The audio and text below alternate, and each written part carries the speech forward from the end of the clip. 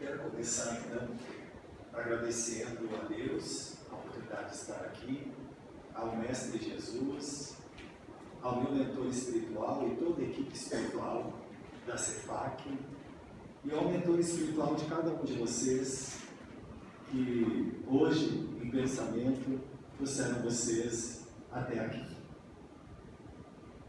O tema de hoje, o homem de bem, homem aqui, da raça humana, então, homens e mulheres de bem, que nós vamos estudar hoje todos juntos, é uma reflexão muito importante, porque muitas vezes nós ficamos a nos perguntar: o que seria o homem de bem? Que comportamento é esse que nos aproxima cada vez mais de Deus e do nosso propósito evolutivo? O porquê desse estudo?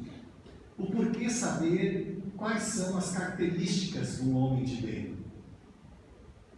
Sabemos que sem essas características, sem essas virtudes, sem esses comportamentos, nós iremos repetir inúmeras vezes os temas, as provas e os resgates da nossa reencarnação.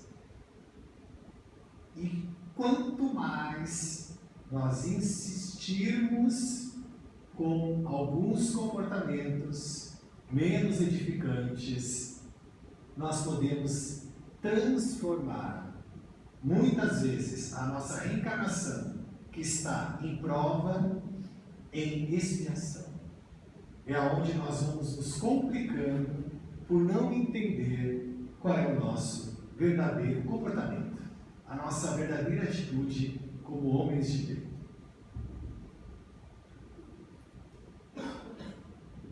Então, para começar, nós vamos começar com a fala de Jesus, que está lá em Mateus, capítulo 5, versículo 44, 46 e 48. Então, quem nos trouxe essa importância, como todas as outras, e é o real motivo de nós estarmos aqui, foi o Mestre Jesus. Então é com Jesus que nós vamos estudar hoje o homem de bem, e é com Jesus, no Evangelho segundo o Espiritismo, e com os benfeitores espirituais, que nós vamos estudar sobre o homem de bem. Então, nos diz Jesus: amai os vossos inimigos. Imagine agora, voltemos agora à época de Jesus, aonde tudo se resolvia pela espada, aonde até mesmo através daqueles que já acreditavam no Deus único, qual era a justiça do momento? Olho por olho e dente por dente.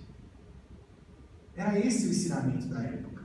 Chega Jesus já com esse primeiro ensinamento: amai os vossos inimigos.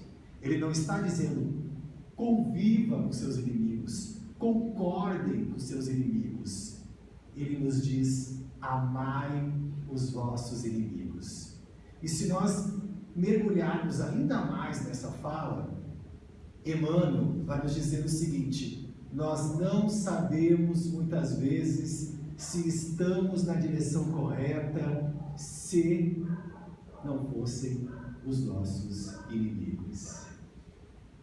Porque nós vamos achando que está tudo bem, que o nosso comportamento está maravilhoso, que nós não precisamos mais evoluir em nenhuma etapa, até que os nossos rivais nos apontem aonde nós devemos melhorar.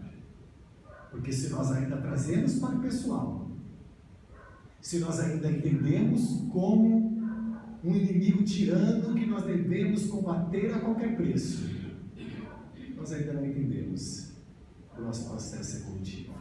Nós ainda não entendemos: amai os vossos inimigos. E continua: fazei o bem aos que vos odeiam e orai pelos que vos perseguem e caluniam.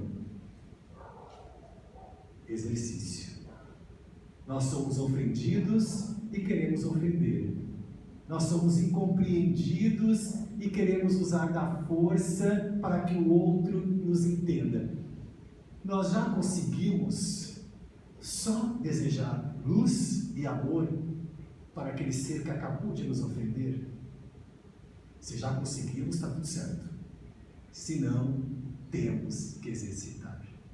Porque o primeiro mal não é para o outro, é para nós mesmos. Nós nos prejudicamos com sentimentos menos edificantes que pensamos ou que agimos aos nossos semelhantes. Porque se somente amardes os que vos amam, que recompensa tereis disso? Jesus quer mais de nós. Só amar os nossos, só amar aqueles que nos amam, isso é natural. Nós conseguimos com a maior naturalidade. Não nos tira do nosso conforto, não nos tira da nossa acomodação. Agora, exercitar, amar os inimigos, amar quem está nos prejudicando, amar a todos aqueles que nos provocam. Esse sim é um exercício do verdadeiro cristão. E quando nós já conseguimos, e tudo é um exercício. Ninguém vai conseguir hoje olhar para o adversário, olhar para quem nos incomoda e amar. É um exercício. Por isso a reencarnação. A reencarnação é um exercício. Nós estamos exercitando sentimentos, emoções, atitudes que nós ainda temos dificuldades. Porque muitas outras nós já conseguimos. Quem escolheu hoje, nessa atual encarnação, ser pai, ser mãe, já fez uma escolha difícil. Já trabalhou o desapego de si próprio, a renúncia, o amar incondicionalmente. Olha quantas virtudes nós trabalhamos quando na atual reencarnação escolhemos ser pai e ser mãe. Nem todos os espíritos escolhem, e tudo bem, nós vamos ter tempo para isso, mas é um momento importantíssimo para a nossa evolução espiritual. É quando nós começamos a entender o amar ao próximo como a nós mesmos. Então Jesus pergunta: não fazem assim também os publicanos? Se unicamente saudardes os vossos irmãos, que fazei com isso, mais do que os outros? Não fazei o mesmo os pagões? Sede, pois, vós outros perfeitos, como perfeito é o vosso Pai Celestial. Perfeito aqui no grau de perfeição que a sociedade consegue. Não está aqui na perfeição divina. Nós nunca seremos perfeitos como Deus. Seria uma pretensão nossa achar que um dia poderemos ser perfeitos como Deus. Deus é único. Como Deus, nada nem ninguém. O que nós temos é que, pouco a pouco, ir buscando semelhança com o grande Pai. Porque somos todos a sua imagem e semelhança. E quanto mais nós trabalhamos isso, mais próximo do Pai nós estaremos. A escolha é nossa. Distanciar do Pai ou se aproximar dele.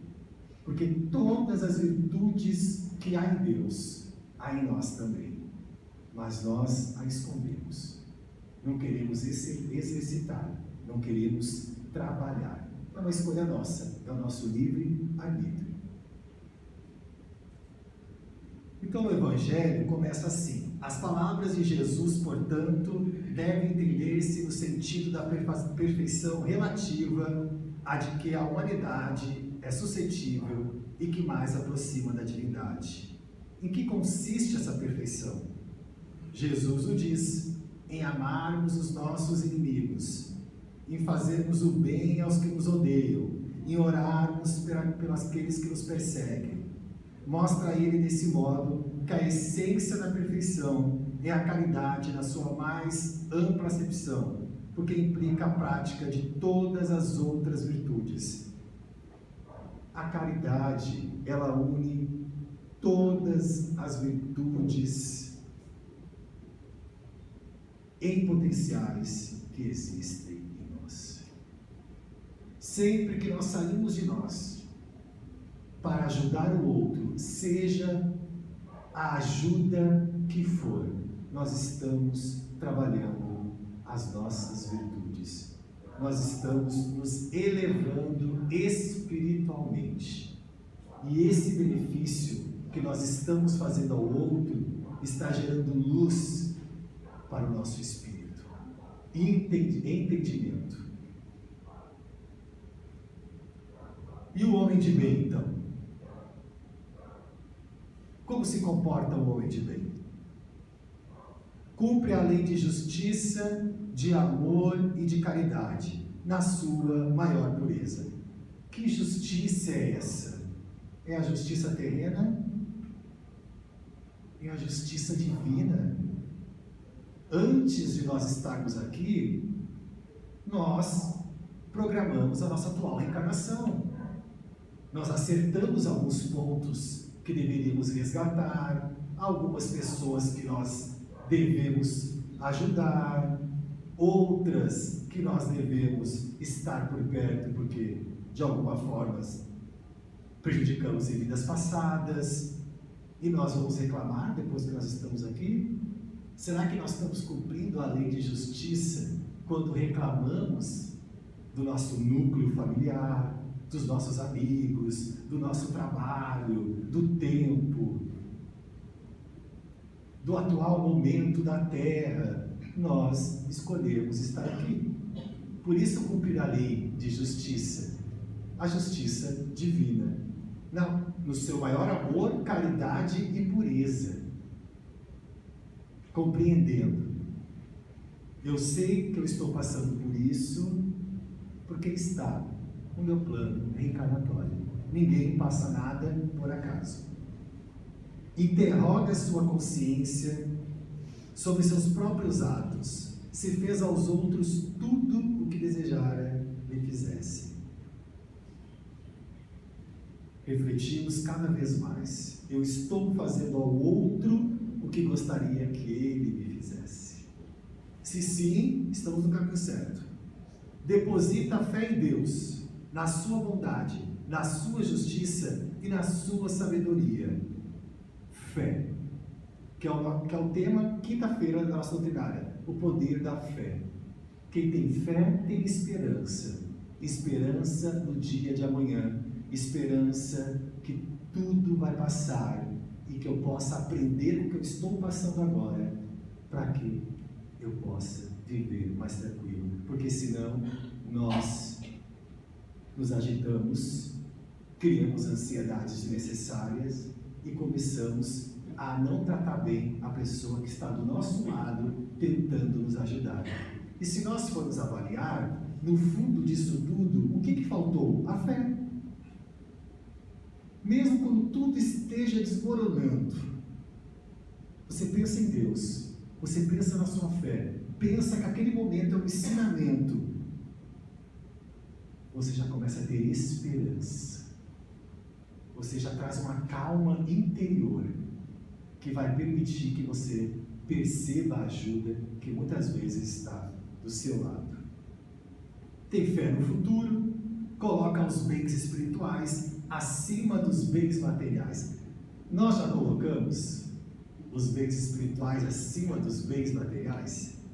A gente compra aquele sofá novo, deixa no plástico, que é para ninguém sentar ali, para ninguém rasurar ele, para ele durar bastante tempo.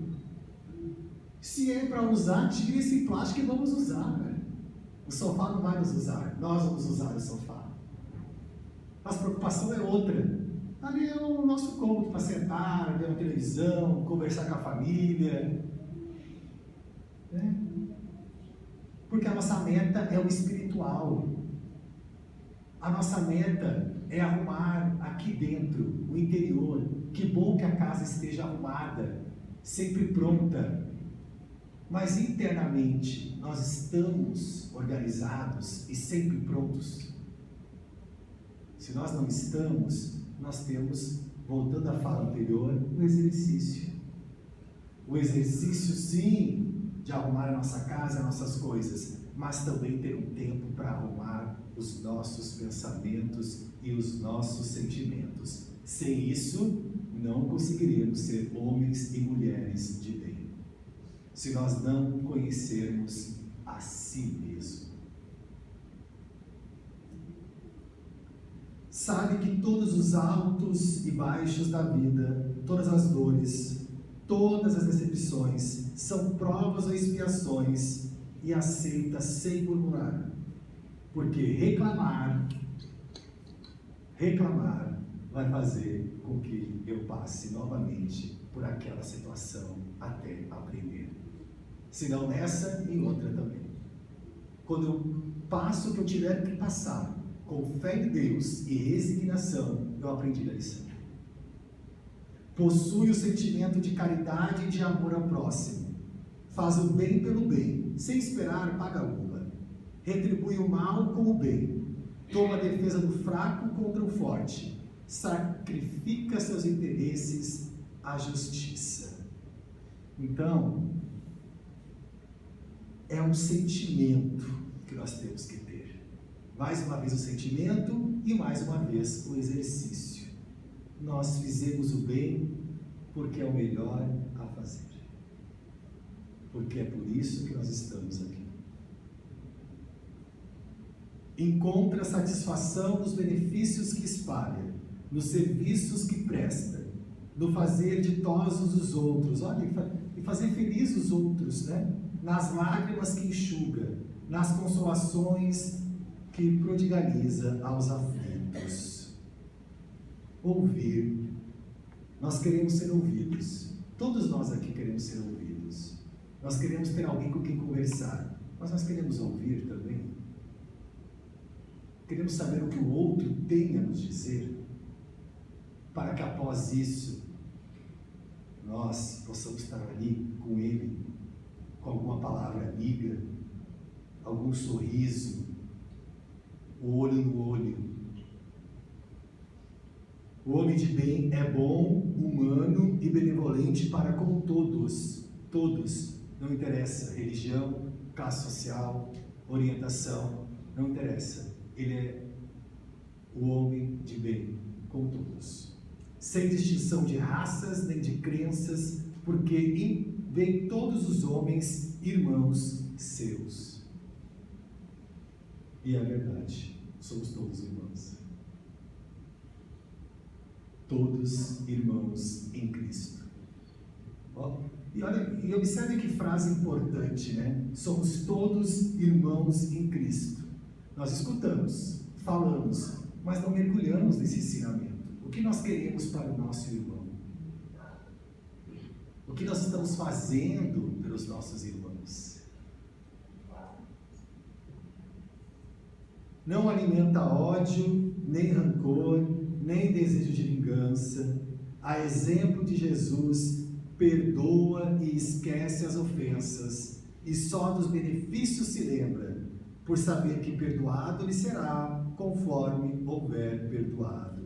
Então, o homem de bem, seja qual for a pessoa, a situação, sempre que ele olha, ele vê as coisas boas que passou com aquela pessoa, e os benefícios que teve em estar com aquelas pessoas, na troca que teve, e não das coisas ruins.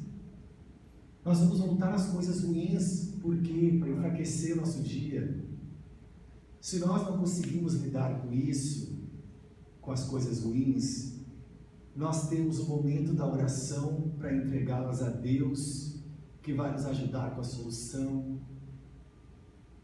Nós temos ajudas profissionais para isso, onde nós podemos desabafar, falar com alguém que estudou e vai nos ajudar a direcionar. Por que nós vamos falar mal do outro para o outro? Qual é a função disso? Nenhuma. Isso vai remontar o que aconteceu, vai nos deixar aflito, vai prejudicar nosso processo evolutivo. É indulgente para com as fraquezas alheias, porque sabe que também necessita de indulgência e tem presente essa sentença do Cristo: atire a primeira pedra aquele que se achar sem pecado. Indulgente com os erros alheios. É outro exercício que é difícil para mim e deve ser difícil para vocês também. Ter paciência com o que ainda não compreende da maneira que nós compreendemos, o que vocês compreendem.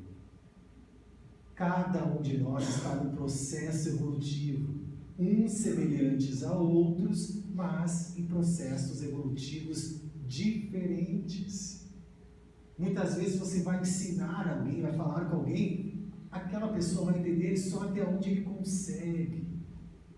E tudo bem. Todos nós temos o nosso tempo. Eu tenho o meu, vocês têm o de vocês. E é por isso que nós reencarnamos. Porque se soubéssemos de tudo, a gente nascia alguma vez, aprendia tudo e não voltava mais à Terra.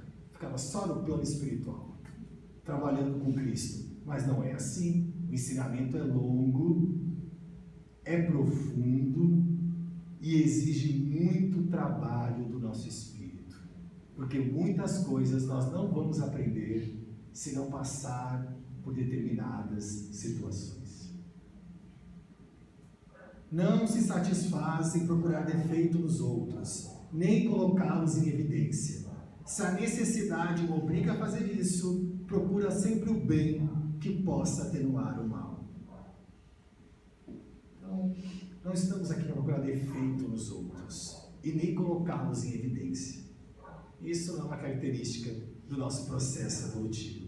E se temos que fazer isso, por algum encargo que nos cabe, fizemos com a maior doçura e compreensão do mundo, porque é chegada a hora em que de nós também será cobrado. E conforme nós cobramos os outros, nós seremos cobrados. Estuda suas próprias imperfeições e trabalha sem cessar para combatê-las. Emprega todos os seus esforços para poder dizer no dia seguinte que há nele algo melhor do que no dia anterior. Usa sem exagero dos bens que lhe são concedidos, pois sabe que se trata de um depósito no qual deverá prestar contas, e que o emprego que resultaria mais prejudicial para si mesmo seria o de fazê-lo servir à satisfação de suas paixões. Normalmente, nós já estamos com benefícios materiais acima do nosso merecimento. Porque em vidas passadas, nós desperdiçamos muito, não usamos em benefício do outro, não repartimos nossas riquezas e ajudamos o próximo. Então nós já temos aqui, hoje, materialmente, a mais do que merecemos. E o que estamos fazendo com isso? Que é um empréstimo. Desde o corpo até as coisas materiais. O que nós estamos fazendo dos nossos bens materiais? E isso faz parte do nosso processo evolutivo. Se na ordem social alguns homens estão sob o seu mando, depende dele tratar isso com bondade e benevolência. Então, mesmo na função de chefe, mesmo na função de líder, aí sim que o meu exemplo deve ser ainda maior. Porque eu estou ensinando futuramente como aquela pessoa também vai lidar com os seus liderados no futuro. É com benevolência, é com amor, é com compreensão. Como é que eu trato os meus? Isso está inteiramente ligado ao nosso processo evolutivo. Finalmente, o homem de bem respeita todos os direitos que as leis da natureza dão aos seus semelhantes, como gosta que os seus sejam respeitados. Então, as virtudes e as características que compõem o de bem são inúmeras. Nós fizemos aqui um resumo para que possa nos orientar, para que possa nos mostrar o que nós com a prática, com o exercício, devemos fazer todos os dias, para que nós possamos entender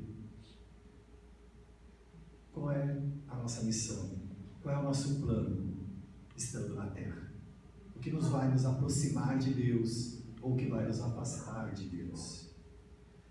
E o Santo Agostinho, na questão 919 do Livro dos Espíritos, a resposta é grande, mas eu trouxe um resuminho para nós aqui.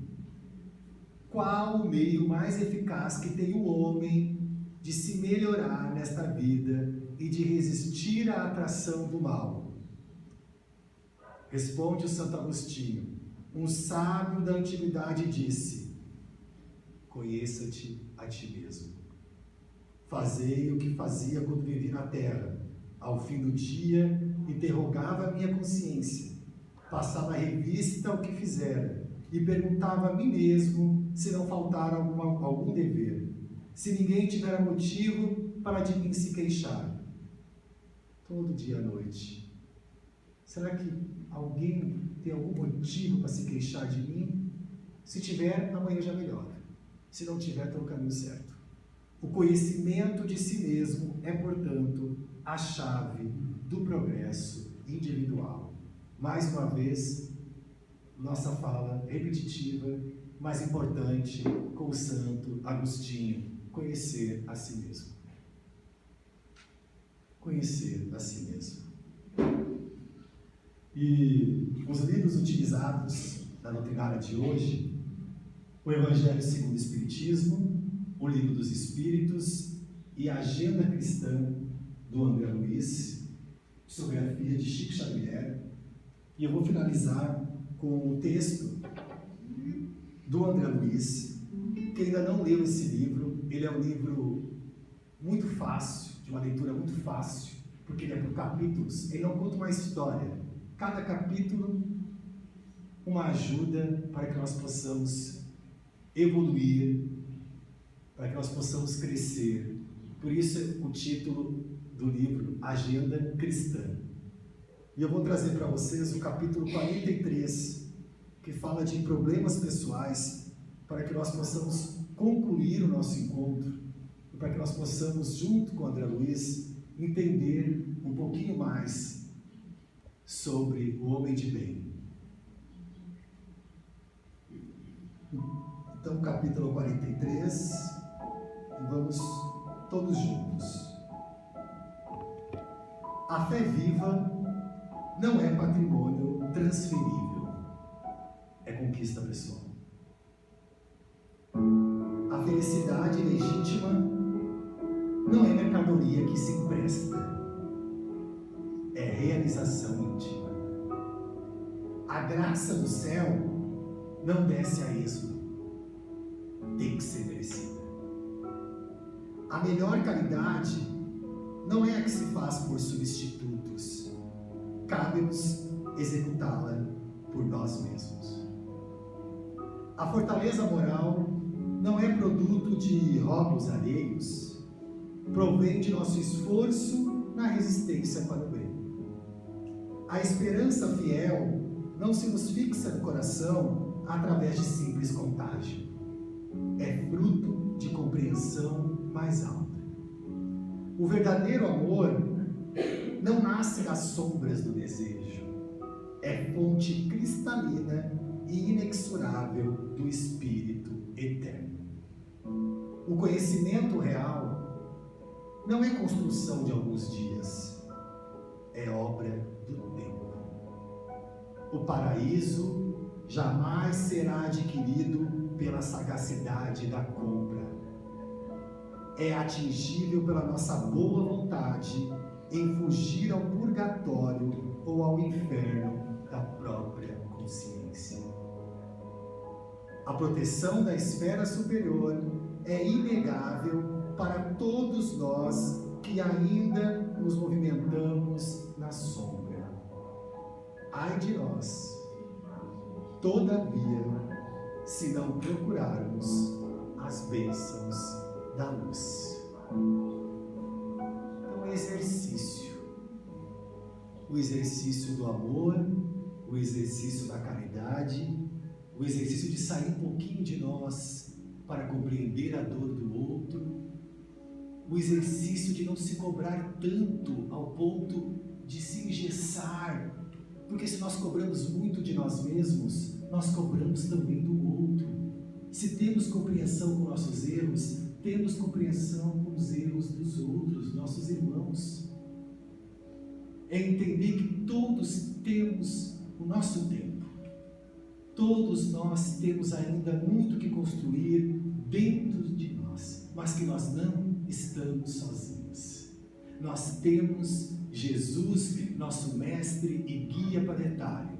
Nós temos o nosso mentor espiritual, que foi designado por Jesus para cuidar de nós. Nós temos o conhecimento, nós temos a hora, os minutos, os segundos e o momento para cada dia construirmos como homens e mulheres de bem. Muito obrigado a todos vocês e tenham uma excelente semana, com muita luz e com muito amor.